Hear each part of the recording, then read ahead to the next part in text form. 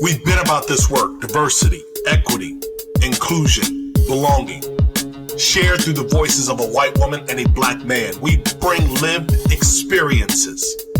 We have pursued D&I progress for most of our professional lives. We use Crazy and the King to cover news, tips from colleagues, and host incredible guests. Listeners, count on Julie and I to transparently drive the conversation. We thank you for rocking with us. Check it. Julie, kick off the show. Welcome to Crazy and the King, gin and tonic style. Oh, absolutely. Let me tell you, I got 2 regular pimento olives in my joint, and I also have 2 jalapeno olives in there. I mixed it up a little bit, and the reason I did that is because I put a little bit of the olive juice in there as well. It's not like a dirty martini, but I just kind of like that flavor. The reason why we haven't been able to sip in a while. It's been crazy times. We've been on the move and all of that. But that is actually a very good start to our session or this episode. So I had a question for you. You're out of the country. I am. Do you drive? Or do you walk, take taxi, motor scooters? What are you doing? Well, I do drive. Yes. Okay. I did hit a car the first time I drove in Europe. Okay, stop. We got to talk about that. So why did you hit the car? Is it because your bearings were off because you were on a different side of the street? What was going on? It's because I don't pay attention. No, I literally backed into a delivery car and I was a little frazzled and I was crying after I did it. And the man was like, "Are you fine?" I'm like, yeah, I'm fine. He's like, "I'm fine." So it's fine. And he didn't even make me give his insurance information or anything. So do they do insurance the way that we do it over here? Same sort of way? I think so. But everybody just sort of bangs into each other's shit and no one cares. You think so because, again, he didn't ask for it. You didn't necessarily have to offer it up. You were wiping the crocodile tears away. I get it. So here's where we are. We don't want you to run into another vehicle to try to find out. That's a question that we can let linger unanswered. You know how you can, I always tell people, Julie, that there are 4 ways to handle an objection in the sales process. WNLB. And the N is never. So that's one of those questions that you never have to address, how the insurance process works over in Portugal. So my question, and the reason why I asked you around driving, would you ever drive around with one of those digital signs on the roof of your vehicle? Very similar to like a taxi in New York City would have, or in major cities. Would you ever, on your personal vehicle, put one of those signs on the top of your roof and plug it into your lighter or your battery so that it advertised whomever? Well, 1, does it pay well? 2, is it like what I'm used to seeing, which is like strip clubs and brothels and those kind of things, like they see, like I'm thinking like Vegas vacation kind of sign. You see strip clubs and brothels in Indiana? No, like in Vegas or Vegas. Okay, kind of I got it. Yeah. We're not that fun in Indiana. I was going to say, I was like trying to get a new zip code. So would you do it? Because I know the question for me is, or the response for me is, I absolutely would not. So, yeah, I mean, I would think pretty unlikely. And also, what would make you ask me this question? I have to know. Well, I got to tell you. So we were talking about drinks and I'm riding around and all of a sudden, I'm looking at vehicles on my left and my right here in Baltimore, and I'm seeing all of these vehicles with these signs on the top.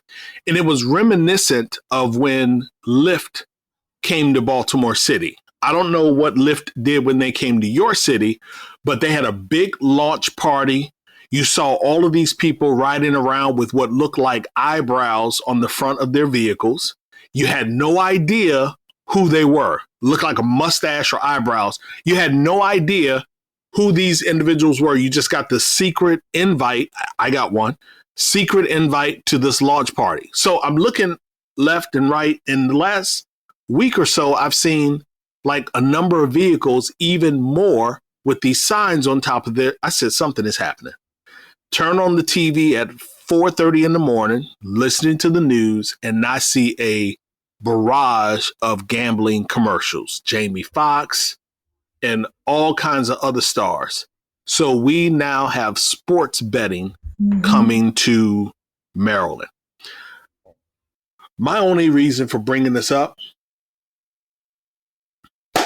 is why can't I get one of them jobs? Why can't I be the Jamie Foxx walking in a puddle of fake water, like green screen water, and telling people to pick up their iPhone and go to, I'm not going to name any of the sports betting sites because they're not sponsors, but how much do they pay him? And how much are they paying these people to ride around with these signs on top of their vehicles? And I guess that must be the question that you raise. Yeah. It must pay well. It must pay well. Either that or other jobs don't pay well enough. How about it could be both? There you go. Both. I think it actually might be both. It might be that other jobs may not be paying well enough. And I think the betting industry is so strong and they feel like they're going to make so much money here in Maryland that it's worth it. Speaking of so much money, did you see? I was in Palm Springs last week and somebody won the Powerball.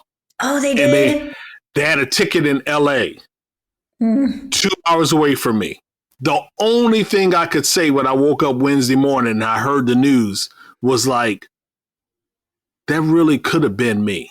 Like I originally was flying into LA. I originally was going to fly. Why not me? But I don't know. Anyway, it's a whole lot of money talk in this. Let's get down to the business. Racism is global. Does that surprise you in any way? No. Unfortunately. No. I mean, we live in a world of colonists, so no, it doesn't. Yep. So there was some leaked audio over in Queensland. That would be Queensland, Australia for our listeners. And this was the police.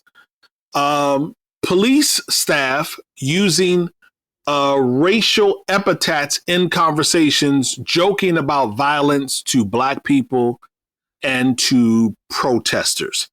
Question for you. We don't have to go into the story. You guys can find it over on The Guardian. It's from Saturday, November 12th. I just wonder, why is it that we don't have more organizations developing zero tolerance policies?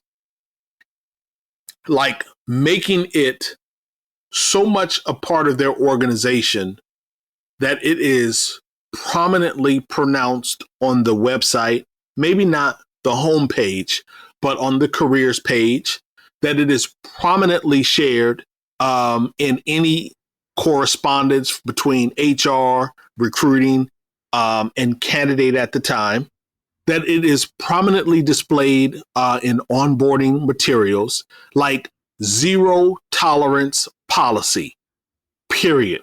Why haven't we gotten to that stage?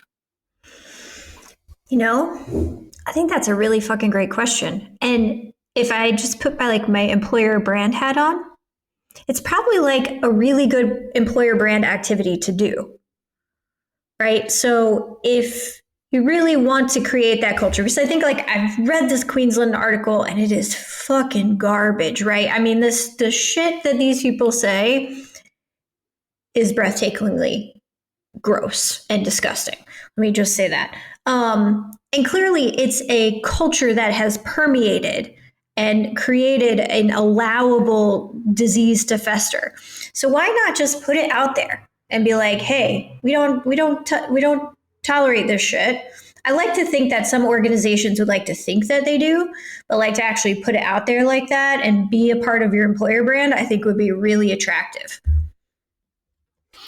I sat there and I read it and I asked myself, like, there is something more that we can do.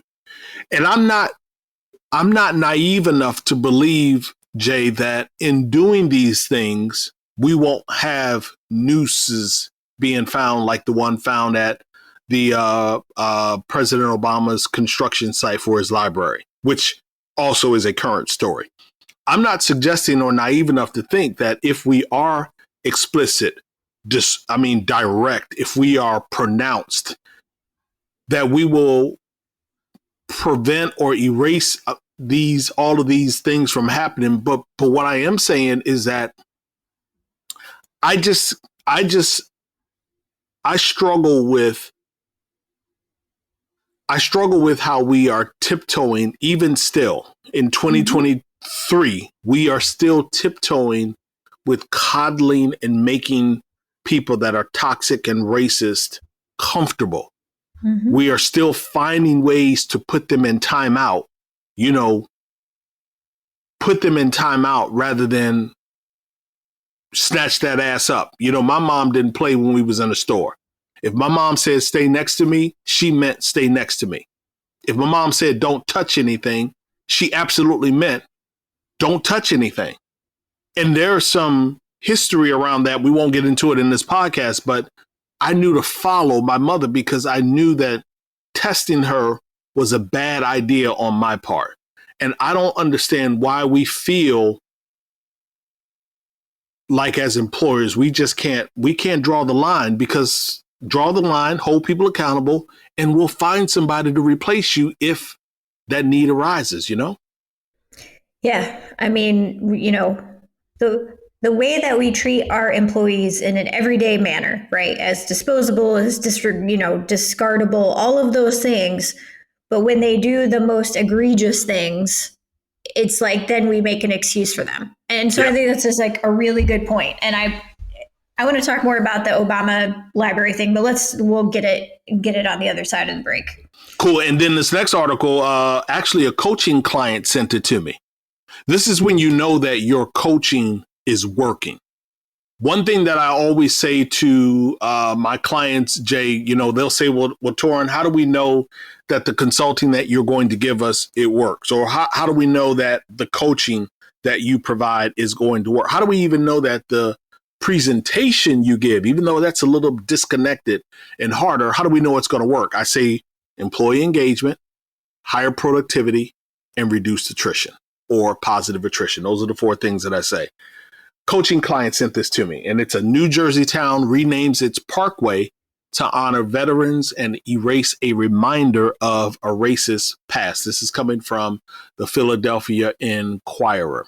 And let me tell you, Jay, first of all, I was happy about the town making this progressive step forward. I'm trying you try not to laud them with all of this, accolade and confetti and celebratory language when it's something that they should have done a long time ago. But you also have to balance that with, but you did the right thing and we appreciate you doing the right thing. Happy when he sent it to me because it says what we did in our sessions are resonating with him, and he's more empathetic and intentional and in tune with things that are happening around him and seeing how they connect to D&I. So, and let's take a minute to talk about the story. It's over at the Philadelphia Inquirer. I thought it was just, it made me smile, right? We talk about the first things, which are just blah, and then we get to this story. And so basically this township renamed their parkway from Levitt Parkway to Veterans Parkway to obviously honor our veterans and thank you for your service, and rebuking a piece of institutional racism. So the developer of the town was named William J. Levitt. He built and founded communities in that area and then named them after himself.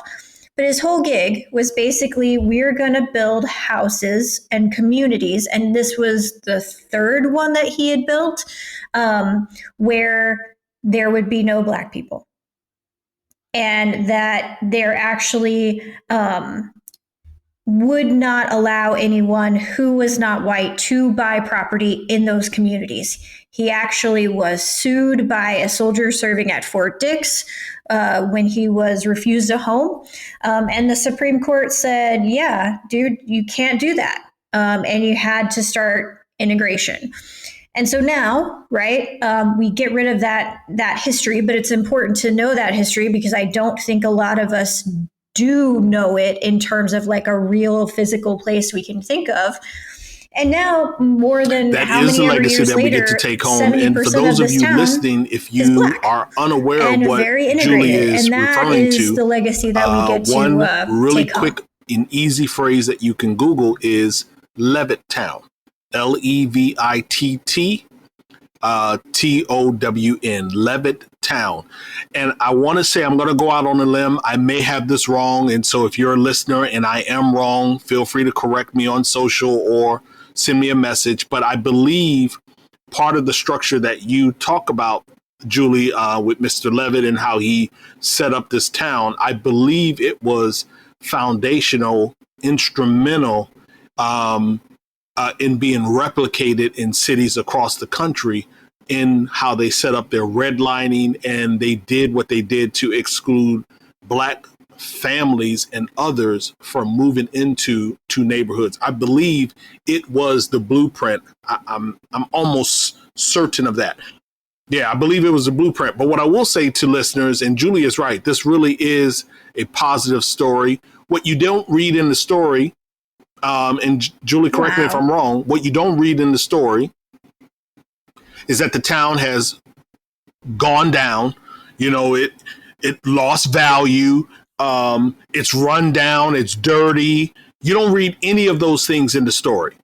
It's still a thriving place. And so another resource that I think you all can look at is one that I refer to often, one of my favorite books, The Color of Law by Richard Rothstein.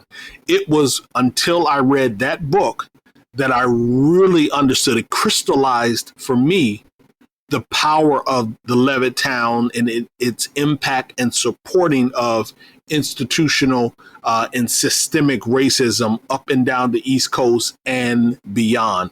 The Color of Law by Richard Rothstein. Great story. Shout out to you, coaching client. I'm not going to say your name, but you know I absolutely appreciate you for dropping this in my inbox.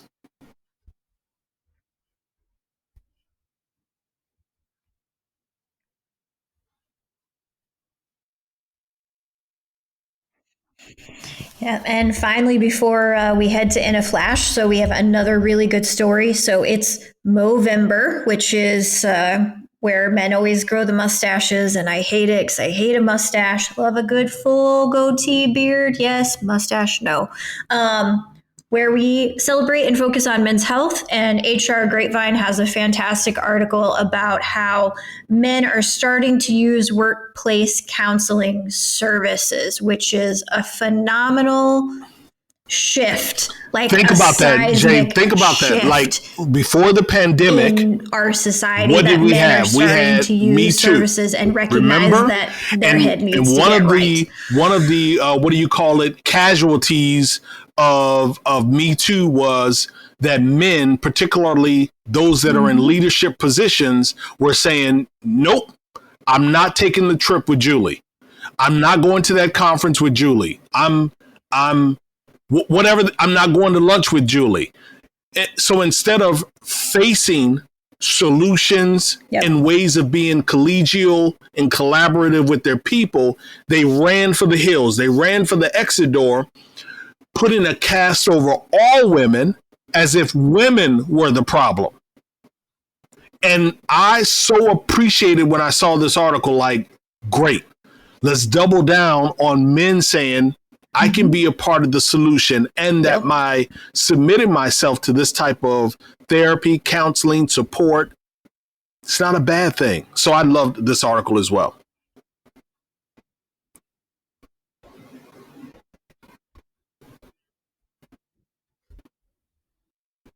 Yeah, and real quick, as Julie said, in case, absolutely worth it's over on HR Grapevine, and the title of the article is Rise in Men Using Workplace Counseling. Here's why that's good.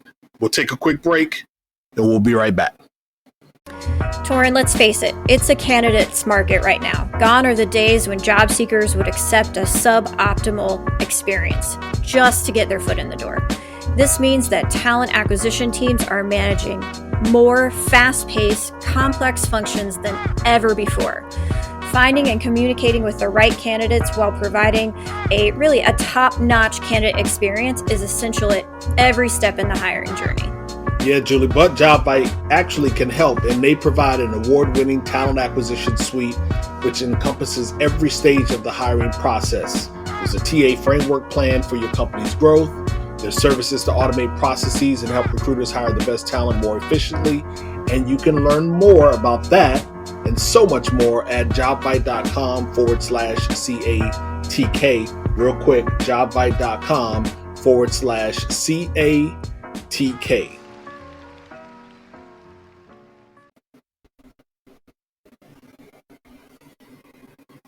In a flash, the terms matter. Words like algorithm, conquesting, and targeting have all been replaced with audience refinement, platform and brand defense, and now you too can sell like Apple.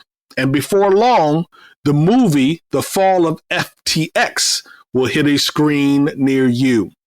Most people want to do better for the planet, but reducing waste production, cutting carbon footprints, and living a sustainable lifestyle is easier said than done. Recycle next week, talk equity and inclusion, and do not let passive-aggressive racist guests have any pumpkin or sweet potato pie. Perhaps I need to look at an electric vehicle. And Wakanda Forever stars a brainy duo who shows Black girls the power of STEM, while a grown-ass Caldwell, New Jersey man called the police on a 9-year-old girl for spraying a solution on sidewalks and trees to kill lightning bugs. And scientists at MIT have built a device that can help accurately detect and monitor the progression of Parkinson's right from the homes of people.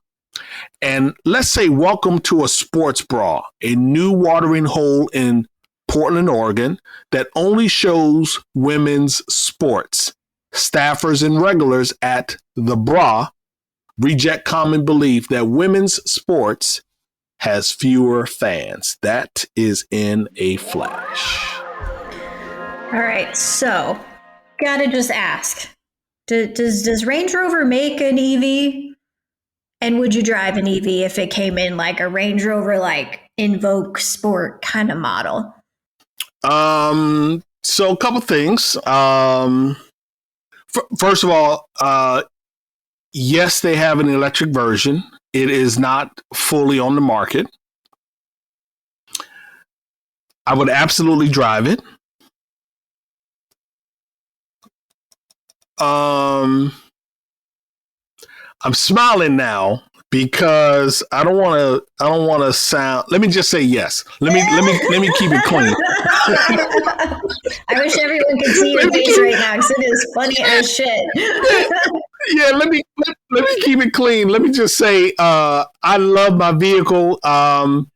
Yes, I would absolutely drive it. You know, I'm smiling in part because they actually advertised the 2023 models, but they couldn't deliver them. So it's like, I don't have any idea where they are right now. Like, I don't know if the 2020, well, I'm sorry, they actually advertised the 2022 models and couldn't deliver them because of the pandemic. So I don't know if the 2023s are really 2022s coming off the assembly line, and I don't know where they are at this particular point. So I will tell you, I'm trying to give them a little bit of time before I go and make an investment, because I don't really like to be the first one with anything.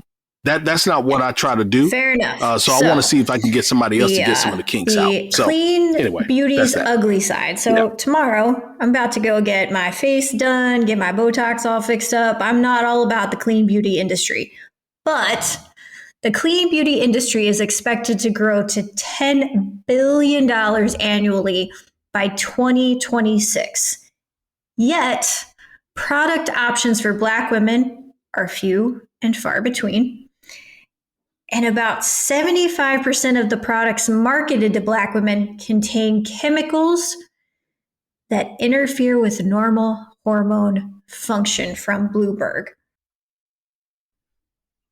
So I think it's important to, put that out there because, it leads me to, it leads us, if you will, in this episode and in many episodes, it leads us to the discussion of how much further we have to go in terms of inclusion. Like, Julie, if you think about progress that has been made for so many groups, much of that progress is rooted or has been demonstrated in the last 25, maybe 50 years. There are some things that 55, 60, 70 years ago, but for the most part, if it is a sizable, recognizable amount of progress for many groups and communities or communities and groups, it has happened in the last 50 years. And there's so much that we take for granted. For instance, this clean beauty product side. Now, I didn't know that there was this push in the beauty industry to create cleaner, more health conscious products. I had no idea. So it just reminds me that there's always room for someone to innovate, to create, to show up and make better or make something more accessible for more people. There's also room for us to be better about humanity. And as we illustrated in the top of the show, the noose being found at President Obama's library worksite in Chicago, the story about Queensland police being racist, calling some folks gorillas, talking about indigenous women giving blowjobs to other police officers. I mean, just all kinds of crude, rude stuff. As we talked about those stories and others. So before I answer, why is racism so prevalent?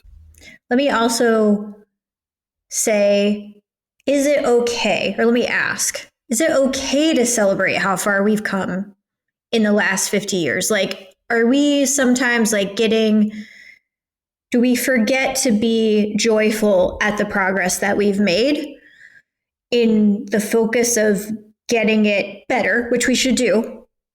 I don't mean it that way, but I was listening to a radio show the other day and they're like, if we looked at the progressive movement over the past 50 years, which would include the civil rights movement, like the world has changed dramatically for the better, most would say, right? And the challenge of the person who was talking is like, why don't we celebrate that? Instead, we focus on sort of the continuance of the work. Are we missing something that would maybe draw more people into us if we took the time to celebrate those minutes? And then I want to answer the question. So I would respond in a way of we should be doing both, as I attempted to do in the Philadelphia story. I don't believe that we should not celebrate movements, progress, accomplishment. I don't believe that we should not celebrate a positive effort towards changing representation. Remember when they were doing the diversity reports, large tech companies and others, people were frowning because the number said 3% representation in one year and then 4% representation the next year. And, part of my forcefulness in the space was you can't expect that number to go from 3 to 10. That's just unrealistic if you're not going to do these things right here. And so I think for me, Julie, it really is. I think it's important that we not only highlight that the world is different. We hit 8 billion people on the planet this week.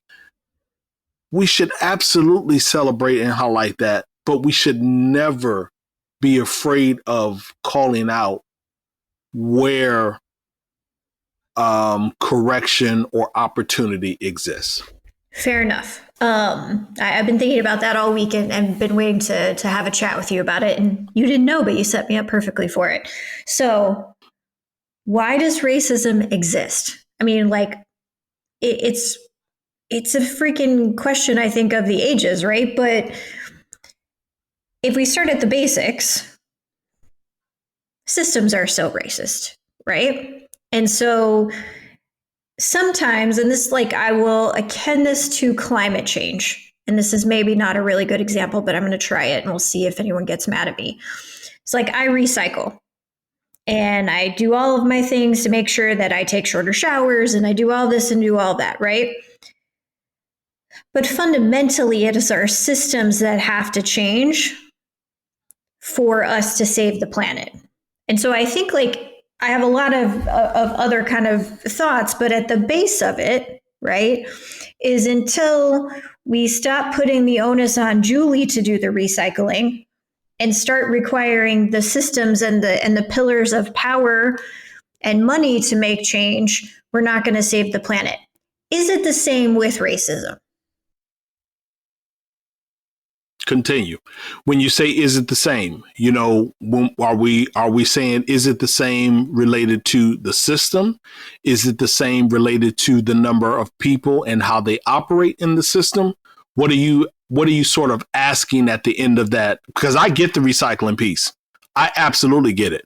You know, and we got even more work to do on that. Like when I learned that we were taking our recycling and sending it to China, I was like, how does that make sense? Yeah, it does. But go ahead. That's a whole nother That's a whole other episode. So the point being is that, like, I feel like I do a pretty good job. I feel like I am proactive, anti-racist, doing my part, which is important, right? I need to always do my part. But at some point we have to say, it can't be an individual change. It has to be a systemic change. And the power structures in place have to own and accept that these basic systems have to change in order for us to actually get past fundamental racism. So then I think the answer is a yes. And I'm pausing because I'm smiling. I'm actually looking at an Oxford Dictionary definition of racism, which I don't agree with. But I'm going to read it to you. It says prejudice, discrimination, or antagonism directed against a person or people on the basis of their membership in a particular racial or ethnic group, typically one that is a minority or marginalized. And then it says similar, the belief that different races possess distinct characteristics, abilities, or qualities, especially so as to distinguish them as inferior or superior to one another.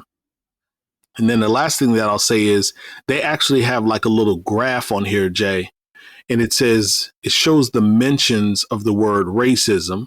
It starts at 1800, goes to 1850 to 1900. You see my hand going across 1900, 1950, flat.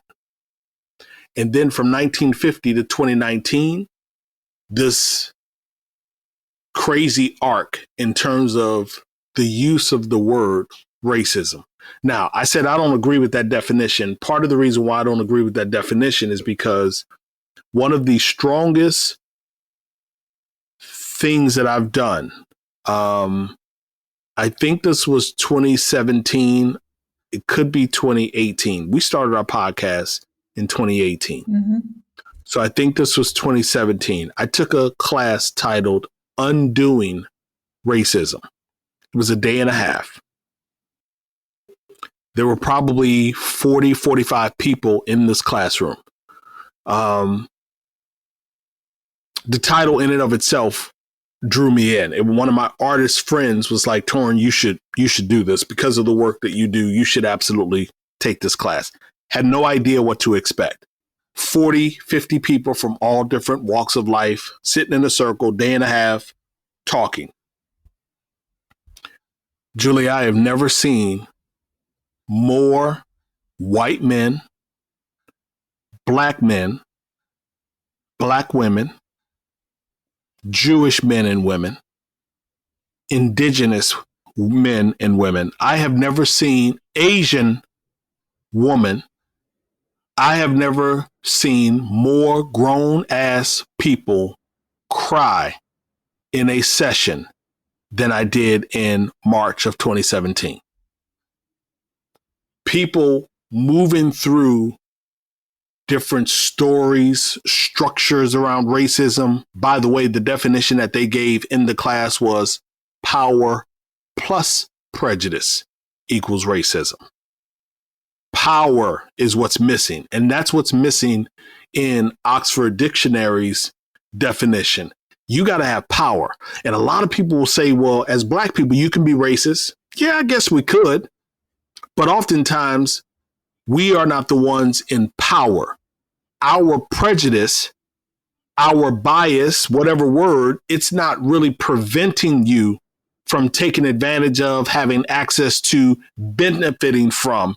Our dislike of you, our rebuff of you is not preventing you from moving forward. Racism prevents people from moving forward. No access, no support, no resources, no decision-making, no ascension, none of those things. So it was the most powerful thing for me, undoing racism. And it's one of those things that I absolutely encourage organizations to do, whether you do it through the organization that I did it with out of Seattle, Washington, or you find another one. I know that there's a great outfit down in New Orleans that does it. There's one out of Chicago that does undoing racism. I absolutely encourage organizations. This is something that you should bring in for not just your senior leaders, your mid-level managers, but you should bring it in for people like in construction, these real tough guys, warehouse workers, real bravado, all of this bravado. Do it for everybody.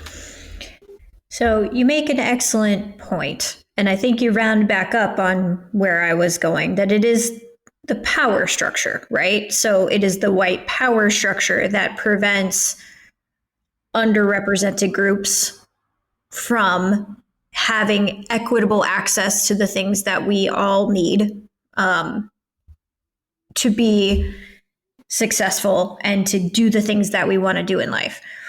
And so that takes me back then to your original point, which is how we coddled racists after the Civil War.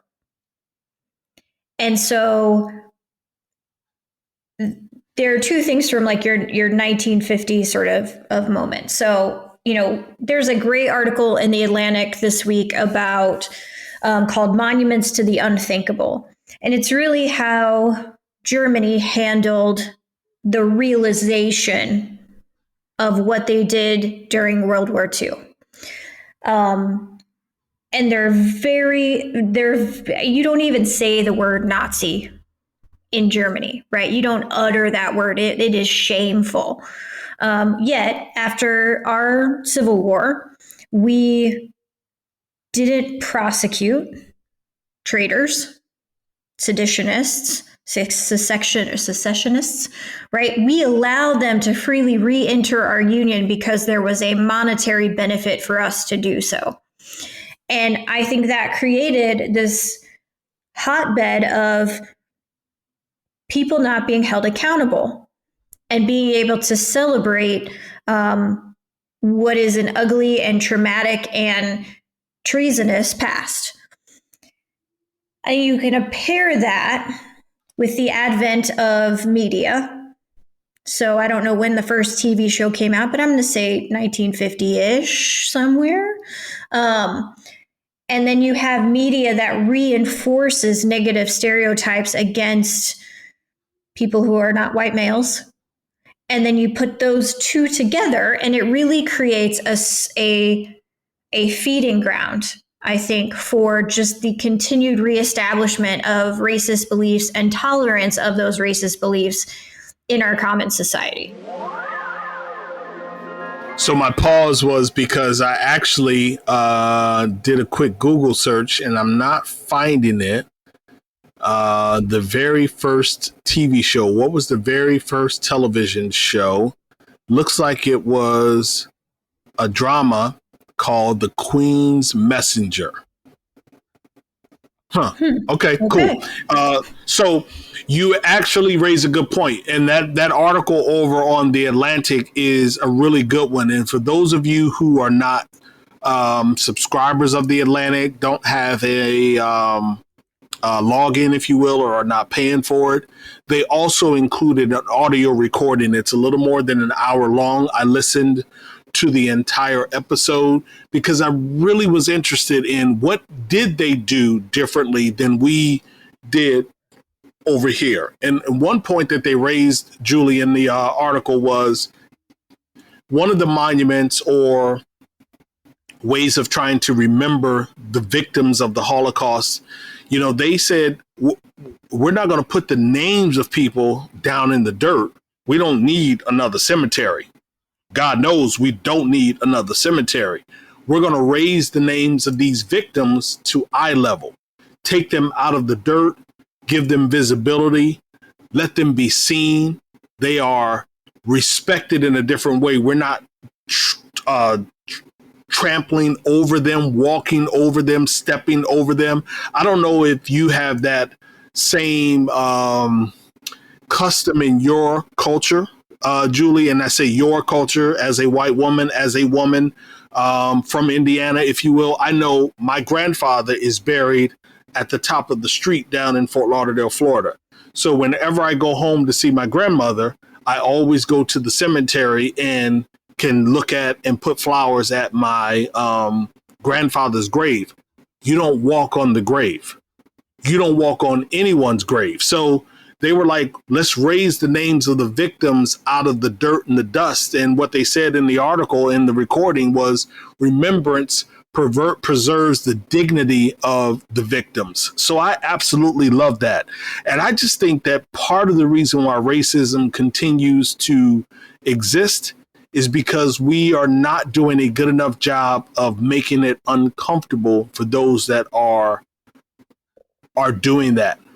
Like, for instance, that Texas teacher last week that openly admitted in the classroom, that he was ethnocentric and that he felt his race was superior. He felt his race was superior.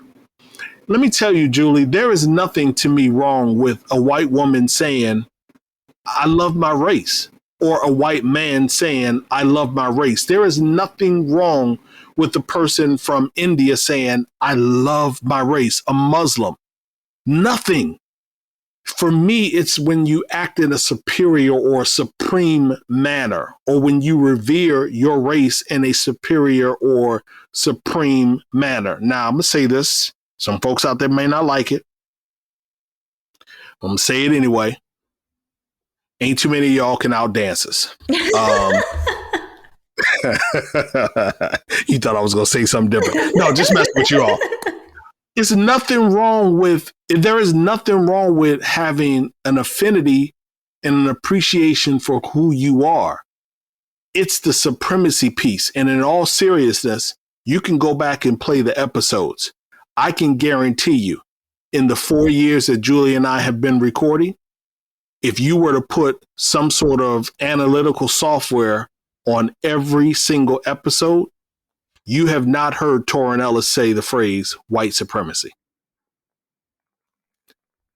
Definitely less than 5 times. I was going to say, definitely. I probably said it less than 500 times. Yeah, and you in less than 3 times have you ever heard me refer to black people, brown people, others as minority. No. I don't do it. That you don't do. I don't do it. Oh. Hell of a conversation. I think this will certainly take us into 2023 conversations.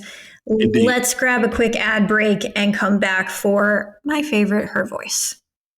Absolutely. Hi there. I'm Heather Drago. And I'm Sarah Saunders. We host the podcast, That's a Hard No, about saying no and setting boundaries. So you can become that true and empowered you that this world needs. Saying no isn't just okay. It's the key to living an authentic, fulfilling life.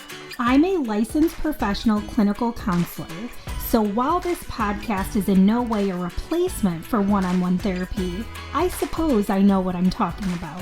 I'd say so.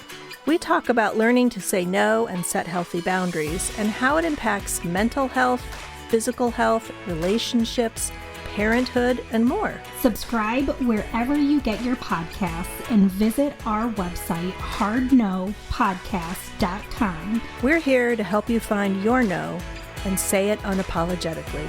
That's a hard no.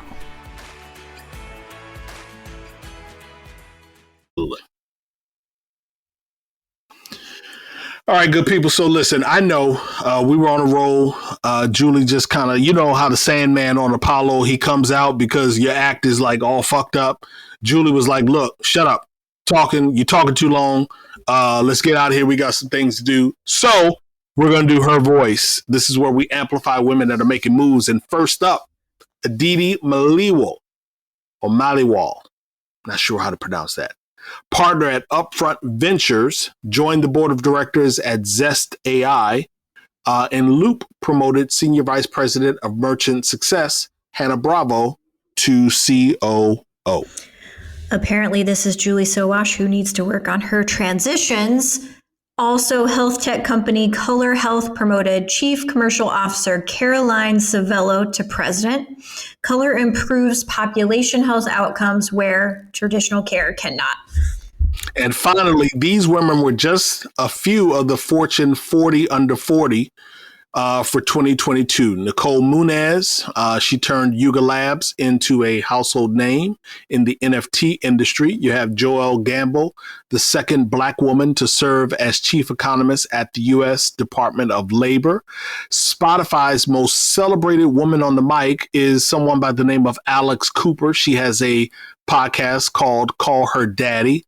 And Vivian Chu, the co-founder and CTO of Diligent Robotics, a company that has raised nearly $50 million to develop socially intelligent robots for use in hospitals. If you want to look at the full list of Fortune's 40 under 40, head over to fortune.com. And this week in Disability Twitter, we have Tara Moss, who is looking to maintain her digital community, her digital pals. And she says, I don't know if I have the spoon to set up another account on another site, but if that's what you are doing, where are you headed? I don't want to lose you, my friends, my beautiful readers, the writers community, and Disability Twitter in particular. And our dear friend Rachel Kitty, she actually dropped a disability Twitter tweet. She was actually doing something, I think it may have been like a Twitter chat, HR Social Hour. And she says, I'm grateful for my community here on HR Social Hour and in the overall HR community. Not to mention, I'm grateful for my many communities like Recruit Twitter, ADHD Twitter, Disability Twitter, Lupus Twitter, and Marketing Twitter. Let me tell you, Jay, I've seen a number of those community hashtags in the last couple of weeks. And I think the rise of such is because a lot of people are wondering where people will be in the coming weeks and months, given the condition of Twitter. Yeah, it's true. I'm already thinking about losing all my friends there. So, and finally, we have Julia Erzik, who dropped an updated book covering disability and the law. You can follow her at Julia IRZYK. And I close reminding each and every one of you to share the pod with your digital tribe. Another good week, Jay. Thank you for the episode. Thanks for being transparent and always willing to talk, even on the fly, impromptu. Absolutely appreciate you. We want each of you to find your voice. Be a better human. Let's create better culture, teams, and workplaces. For now, Jay and I, genned out our ghost. See ya.